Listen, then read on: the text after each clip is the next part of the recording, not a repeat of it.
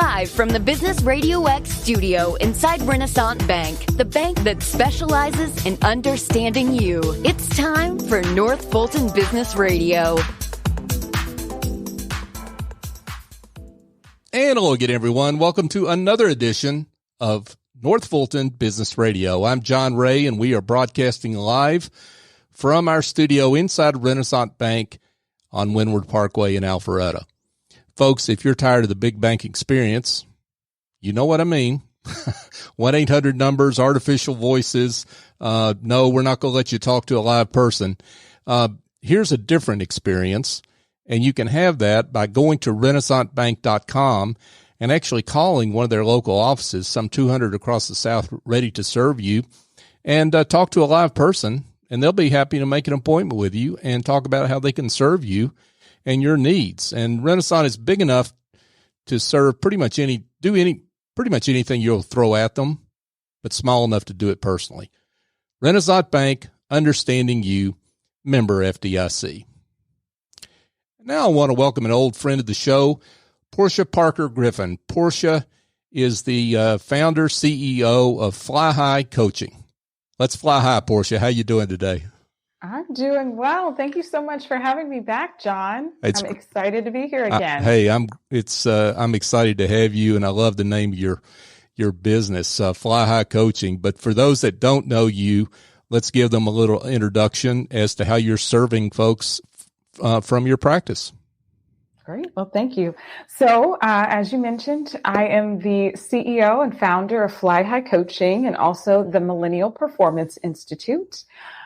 We offer customized solutions for what I call the nagging people problems. Those areas like leadership development, employee turnover, conflict resolution, and multi-generational communication. We do that in a variety of ways. For some of our clients, it might look like offering strategic consulting services around, their talent and talent development. Also, we offer coaching, team coaching, executive coaching, and then customized training as well. So we can really put together a solution just depending on what a business really needs and what they want to focus on. Wow. A lot to unpack there, but maybe before we get into some of the details of that, let's just talk about, people hear a lot of these things, and a lot of folks that, say they do some of what you do. What makes you different? Yeah. So a few things, John. That's a great question because you're right. There are a ton of business coaches, business consultants, and it can get very confusing to know kind of, what people, focus on. So one, we offer comprehensive programs. So, someone can come to us, for example, if they want just one thing, help with executive coaching.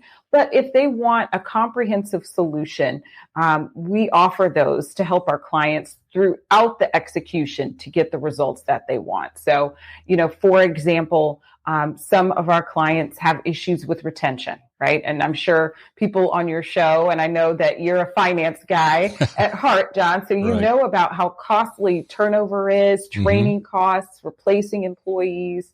It's a big issue. So yes, someone can come in and do a quick training on that, or, we could create a customized program that might include some consulting, some training, some coaching to really get to the core of a problem.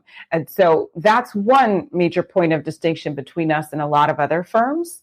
Another one, John, is one of our key areas of focus, and I think we talked about this a little bit last time, is, working with multi-generational workplace issues. So we know that now, especially in the last few years or so, talking about baby boomers, millennials, Gen Zers who are now in the workforce, it's a hot topic. And we've been talking about this and really helping clients with it for years, but really looking at some differences in communication and just some differences among generations, because we find that that's an undercurrent underneath a lot of the other challenges that businesses have. So not a lot of other firms do that. So that's another kind of point of distinction with us. Let's talk about the multi-generational workplace. And, it seems like everyone that talks about this in terms of the issues they see in their own workplace, their own business, seems to speak about it oppositionally. That there's always conflict between generations. I mean, what do you attribute that to? Ooh, you make a great point there, John. So I think that at the core, when you really look at what people want, most generations and most people of all generations actually want very similar things. And how they go about communicating what they want or the actions that they take to get that is where we see the differences. For example, we've seen this in our own kind of research, but also research that I've, read and studied from other organizations that, at the end of the day, most people really want to be, to enjoy what they're doing, to work in a workplace that is positive, is productive, and they want to provide, for their family. So pretty much everyone generally wants that. Now, how they go about getting that is where those differences come into play and what people talk a lot about. So when we talk about differences, I'll say that communication is probably the number one difference that we see in terms of preferences of communication, and then how someone would even discuss, a topic, for example. Those are some of the main differences between organizations, but what organizations will see, I'll see between generations. Sure. That makes sense. So one of the key words that I've heard you say here a couple times is communications, and the inability to connect, to communicate with each other, even though, as you say, those goals may be similar down deep. Right. Absolutely. And that communication shows up in a wide variety of ways. So what's the preference for communication? Is that in person, face to face? Is that over the phone? Is that via email? Is that via text or some other chat, platform? So that's one of the big points, and you're absolutely right. So let's talk about the big subject that we've been talking about for 15 months or 16 months or so forth, the pandemic, and maybe how do you see the whole issue of return to the office, return to work, whatever you want to call it, and how that's playing multi-generationally? Ooh, very big question. So as I'm sure, you've discussed with other people on the show, everyone kind of has their own different opinion when it comes to returning to the workforce. When we look at different generations, everyone is unique on this because everyone also has personal demands, right? Some people have immunocompromised individuals at home. People have, different opinions about the vaccine. People have different opinions on what is an actual safe workplace, what the distance looks like, I should say, in a workplace. Are people wearing masks? Are they not wearing masks? So there are a lot of factors outside of just generations here when we think about return to work and those types of policies and plans that organizations are putting together. One trend that we have seen just across generations, and again, this isn't everyone, but a trend that we have seen is that a lot of times baby boomers prefer that in-person working environment to, actually see people working, see their employees, connect in person a bit more. We find that a lot of millennials and a good percentage of Gen Zers actually don't mind completely remote work. And the idea and some of the differences we've seen there is that they can say, hey, you can see when I'm online on my computer, my productivity is up. Why do I actually have to physically be in an office for you to believe that I'm working? Right. And so that's one kind of main difference we've seen. And then a lot of Gen Xers are kind of in the middle there in terms of, hybrid work, completely in office or remote. Well, there's I'm curious. This is a question. I mean, which sounds like a statement. It seems to me that maybe people are pigeonholing this question with generations too much. That as you say, we're talking about personal medical issues that each individual has, regardless of generation, and the opinions are all over the place, regardless of generation. And so it's really a disservice to everyone, whether it's the employer or the employee, to peg it in this question in generationally. Do you agree with that? I completely agree. I completely agree, because you are going to see people across the board. Now, what I mentioned earlier in terms of just some overarching themes, we tend to see it in terms of mindset. But yes, everyone has a unique opinion on this. And one thing, John, to your point about, is it generations and kind of individual, a conversation I've been having with a lot of companies is them really thinking about what work is going to look like moving forward. So are they going to be 100% in person? Are they going to be hybrid? Or are they going to be completely remote, or allow some employees to work remote? And that's a question that's come up before quite a bit lately. And one major thing that I think a lot of organizations have to think about is, their workforce. So some of our clients have a very specialized workforce to where it's very difficult for them to replace an employee. And if that is the case, offering more initiatives and incentives can be really helpful for them to their current employees, so they don't just quit, for example, because it could be years, for some of these companies to replace an individual. So you've really got to look at the market too. One other thing that I say to a lot of our clients is that your best employees are being proactively recruited on LinkedIn. You probably see this too, John, in terms of people trying to sell you things on LinkedIn, but also there are recruiters that just use LinkedIn to help them find qualified candidates. So if you think, well, hey, we're just going to roll out we'll just say back to in-office working plan. We're not going to talk to people. We're just going to roll it out, and they've got to like it, regardless of their personal health situation or family situation.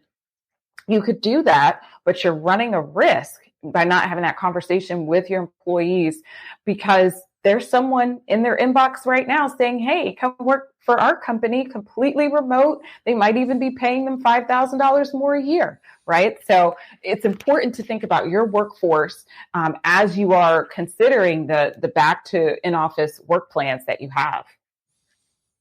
Okay, you're headed where I wanted to go next, Porschia, and which is you're good at anticipating, so not surprising, folks. But let's reintroduce you, Porschia Parker-Griffin, folks. She is the founder and CEO of Fly High Coaching. So I wanted to get to talent acquisition and retention. Now you're not in the recruiting business. You're not in talent acquisition per se, but you help businesses create a better environment and a better culture that hopefully attracts people and helps them stay, right? Exactly. So we're not a recruiting firm. We do actually partner well with some recruiting firms. And then when we talk with our clients and consult with our clients, you're absolutely right, John. It's about helping them to create a great culture, a great atmosphere where they retain their employees, but also that they are a great place to work, so that if they do happen to be using a recruiting firm to help them, find candidates, people are interested in working there. And that's another thing, to go back to your point about generations, that I've seen, when speaking with some of our partners who are in recruiting. One thing they've told me is that, pretty much most of the millennials and Gen Zers that they try to actively recruit, they've all gone online. And if they find a few bad Glassdoor reviews or something, I've been told it's hard to even sell that company to that candidate, because they might not be interested, right? So, that culture that you have is not only important for your current employees, but also thinking about attracting other employees. And this is a little off topic, but I'm sure you've got an opinion on it, and therefore I'm interested in hearing it. Our listeners will be too. How do you feel about active employers, I should say, actively encouraging their employees to be on LinkedIn, for example, to help that employer brand?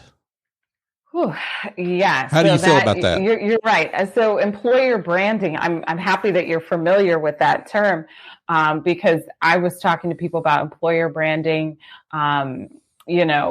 years ago, and people had no idea what I was talking about. So yes, I think that it can be helpful, but to a degree, right? So there are different extremes, right? So encouraging your employees to be on LinkedIn just for, showing the presence that your organization has can be great. I know a lot of companies actually encourage senior leaders of their team, or even like up and coming managers, to be what a lot of people call quote unquote thought leaders online. So post articles, for example, on LinkedIn, make thoughtful and insightful posts on LinkedIn, because, that reflects positively on the organization, obviously. So doing those things, can be great. Sometimes I have heard that some organizations kind of force their employees onto social media, whether it be Twitter, LinkedIn, or other, platforms, and then force them to post company content, at regular intervals. So, I think that's a bit sketchier in terms of forcing people to post company content on a regular basis, whether they're really interested in it or not. But, all in all, it does help the employer brand, because people can see, hey, there are real individuals that work there, and get an idea of the opinions of some of those individuals. Sounds like people that want to go down this road need a third party to look at what they're doing and make sure it passes the authenticity test, if you will, right? Exactly. Is it authentic? And then really, honestly, I would encourage some of those companies, and I know some of them don't because we've had clients tell us this, but really have conversations with their employees, because not everyone wants to post every week some of your company content, right? And then there are other employees that might feel great about doing that, but kind of mandating things is where I think it could feel out of integrity or out of, alignment for someone to do.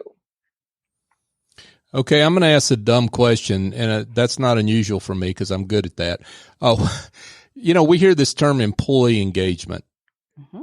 I'm not going to ask how you get employees engaged, although you can answer that if you want. What is employee engagement? I mean, how do we know employees are engaged? Great question. So there's a few there. I'll start with what is employee engagement. That's really looking at the relationship between an organization and its employees. So is it a positive relationship? Is it a negative relationship? At a high level, employee engagement is the study of that. And people look into employee engagement in a variety of ways. They might do surveys. So a lot of people do employee engagement surveys, or what used to be called employee satisfaction surveys. Sometimes people just kind of have one-on-one, confidential interviews. Some HR departments do that. So really getting an idea of the pulse of the organization and how people are feeling about working there. To get to your question about kind of what is, an engaged employee, for example, Gallup is an organization that is really kind of one of the leading organizations when it comes to employee engagement. They've got a lot of great research out there, but an engaged employee is an employee who is enthusiastic about their work and their workplace. Gallup also shows that there are some other categories, right? There are, disengaged employees and actively disengaged employees as well, or employees who are not engaged, I'll say, and then employees who are actively disengaged. So we can kind of intuit what those mean, right? At the other end of the spectrum, if someone's not enthusiastic about their workplace, an actively disengaged employee is one who is actively trying to sabotage the organization. They're more likely to speak negatively about the organization to clients, to customers, to other employees, right? And kind of pass that negativity around. They're more inclined to steal from an organization, or, have a larger rate of absenteeism, right? Not coming in, calling into work. So all of that, as you can probably see, leads to financial outcomes for the business. Mm-hmm. So really looking at, are your employees engaged, is not only, kind of just looking at what people used to call soft skills, or people used to think of as kind of fluffy hand-holding stuff. It's really important because it determines a lot of kind of key business outcomes that are on the financial end. Yeah, and I think it's employee engagement's like a lot of issues we talk about, right? I mean,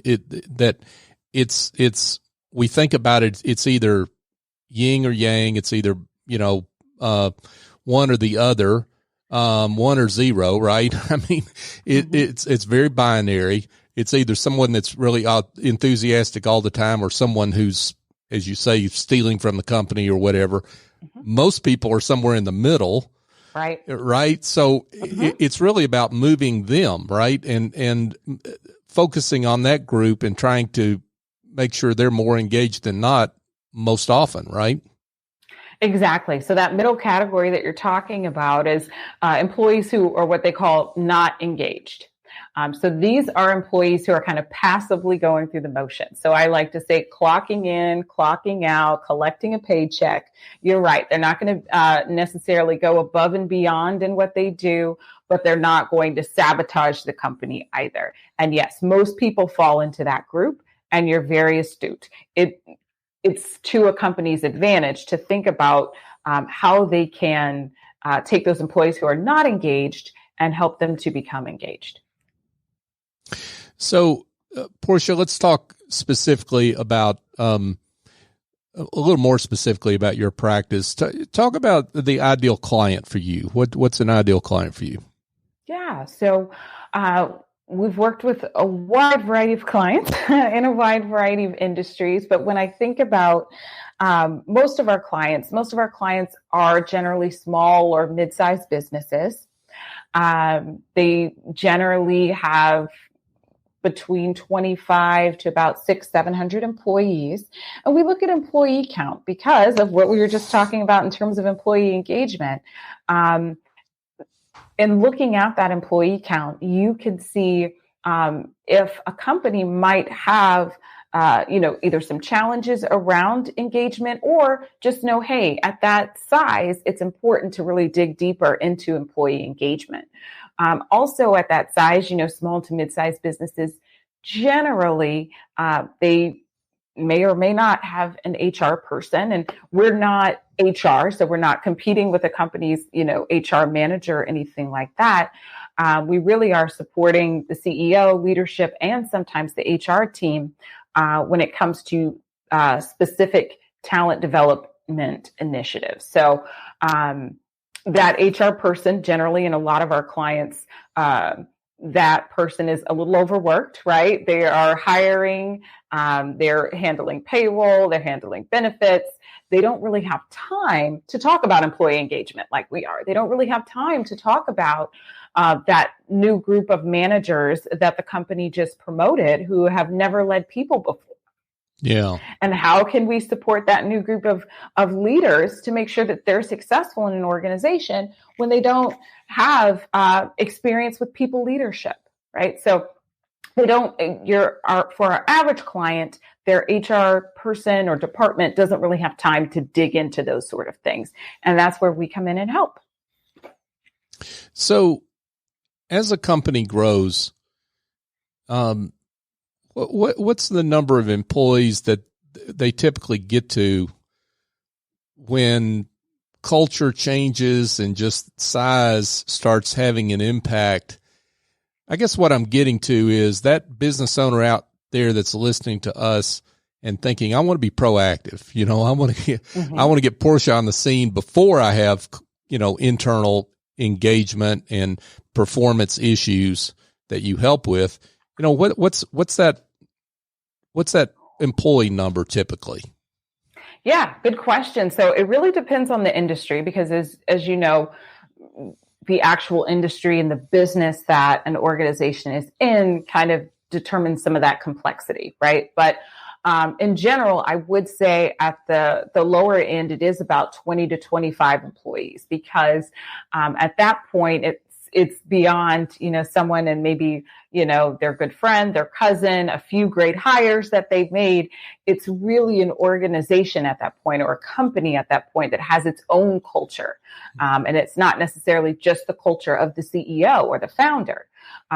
We've got a whole group of people kind of working together.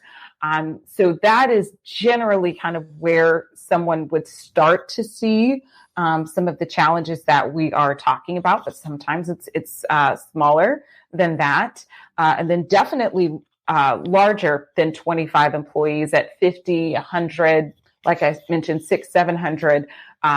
There's a lot of complexity to it. There are a lot of variables. And so having some outside help to come in also with an outsider's point of view, because I'm sure you've seen this too, John. A lot of people aren't necessarily comfortable telling the CEO how they feel about the environment or the culture.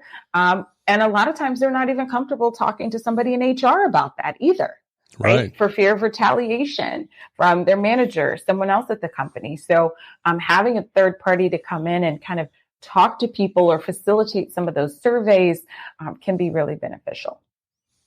Well, and when you got 25 people, you got 25 different ideas on what culture is, right? Right, exactly. So it's I hear you. So someone calls you and they want to talk about maybe engaging you.